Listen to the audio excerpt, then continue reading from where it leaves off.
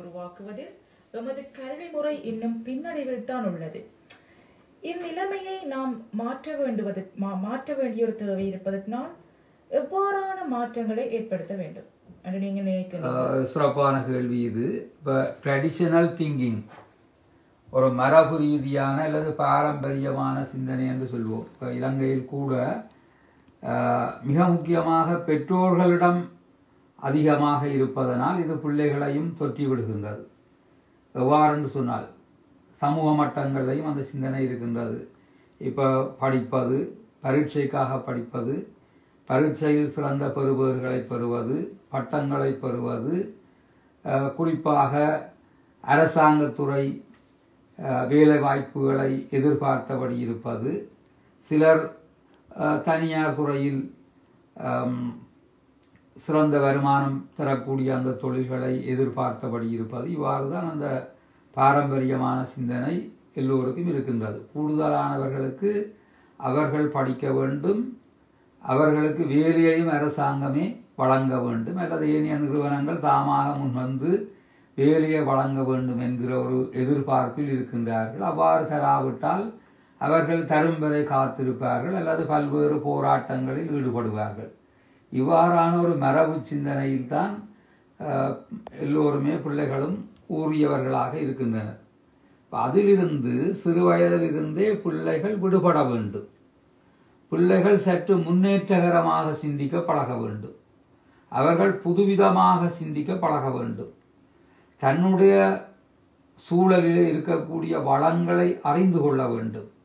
அந்த வளங்களை எவ்வாறு மேலும் சிறப்பாக பயன்படுத்தலாம், தந்த சூழலில் இருக்கக்கூடிய அந்த வளங்களை புதுவிதமான தேவைகளுக்கு அல்லது எங்களுடைய பிரச்சனைகளை தீர்ப்பதற்கு எவ்வாறு பயன்படுத்தலாம் என்பதில் அவர்கள் கவனம் செலுத்த வேண்டும். இப்போ நாங்கள் சொல்வோம், தற்போது நடைமுறையில் இருக்கின்ற பாடத்திட்டம் இந்த ஸ்டீரியோ டைப் கரிக்குலம் என்று சொல்வார்கள். ஒரு சமமான பாடத்திட்டம்தான் நாடு முழுவதிலும் இருக்கின்ற பிள்ளைகளுக்கு வழங்கப்படுகிறது.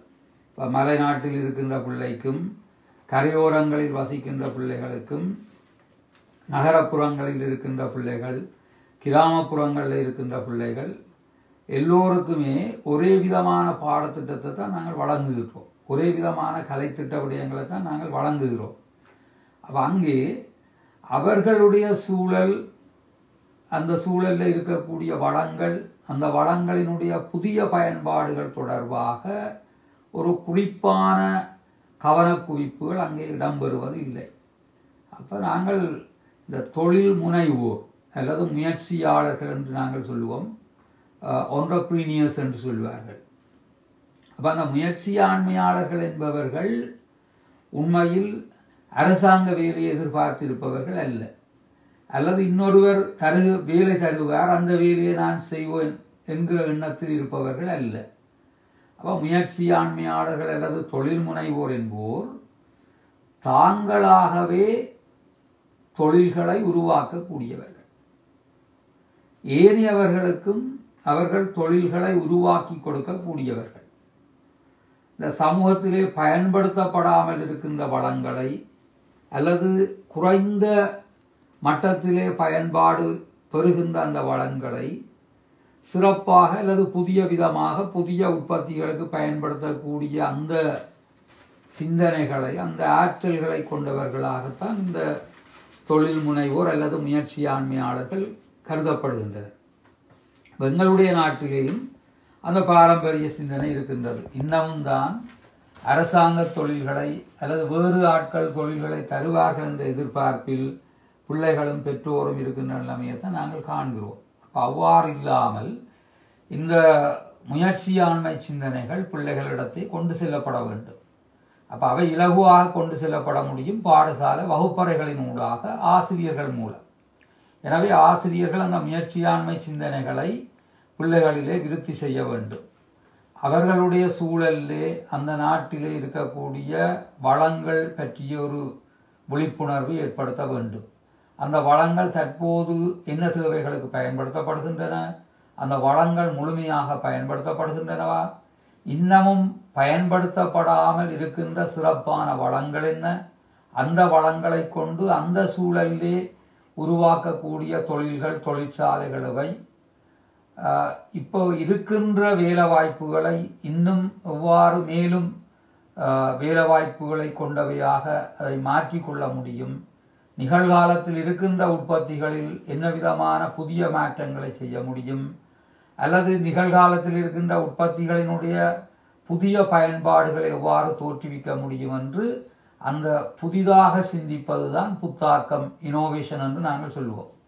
அப்போ அவ்வாறான புத்தாக்க சிந்தனைகளை பிள்ளைகளுக்கிடையே வளர்க்க வேண்டும். அந்த புத்தாக்க சிந்தனைகளை சிந்திக்கவும் அவற்றை பிரயோகித்து பார்க்கவும் பாடசாலைகளிலே அந்த பாடங்களிலே சந்தர்ப்பங்கள் பிள்ளைகளுக்கு வழங்கப்பட வேண்டும். அவர்களை ஊக்குவிக்க வேண்டும்.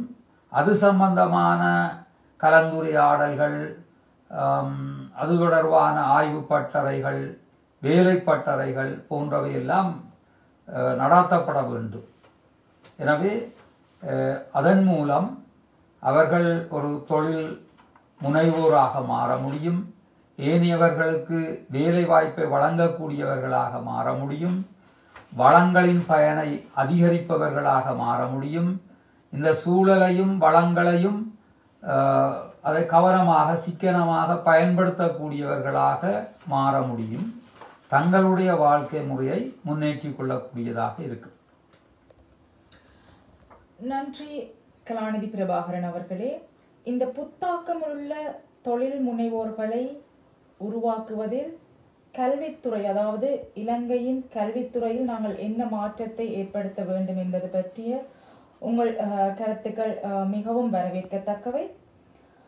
இவ்வளவு இதுவரை நேரமும் நாங்கள் ஆற்றல் நிகழ்ச்சியினூடாக இணைந்து கொண்டிருக்கின்றோம். அடுத்ததாக இறுதியாக உங்களிடம் ஒரு வினா உள்ளது. மாணவர்களின் உளப்பாங்கு நடத்தையில் எவ்வாறான மாற்றங்களை ஏற்படுத்த வேண்டும்? இதை நீங்கள் ஏற்கனவே நிறைய விடயங்கள் நீங்கள் கலந்துரையாடியுள்ளீர்கள். இருந்தாலும் இக்காலகட்டத்தில் இது மிகவும் முக்கியமானது என்பதனால் இறுதியாக இது சம்பந்தமான உங்கள் கருத்தை தெரிவித்துக் கொள்ளுங்கள். எங்களுடைய பிள்ளைகள் மத்தியிலே, பொதுவாக அனைத்து பிள்ளைகள் மத்தியிலும் நான் ஏற்கனவே கூறியது போல இந்த பரீட்சை மையமான கல்வியினால் அந்த சுய முன்னேற்றம், அவர்களுடைய சுயநலன்களுக்கு முக்கியத்துவம் போன்ற விஷயங்கள் ஆழமாக மனதில் ஊன்றியுள்ளன.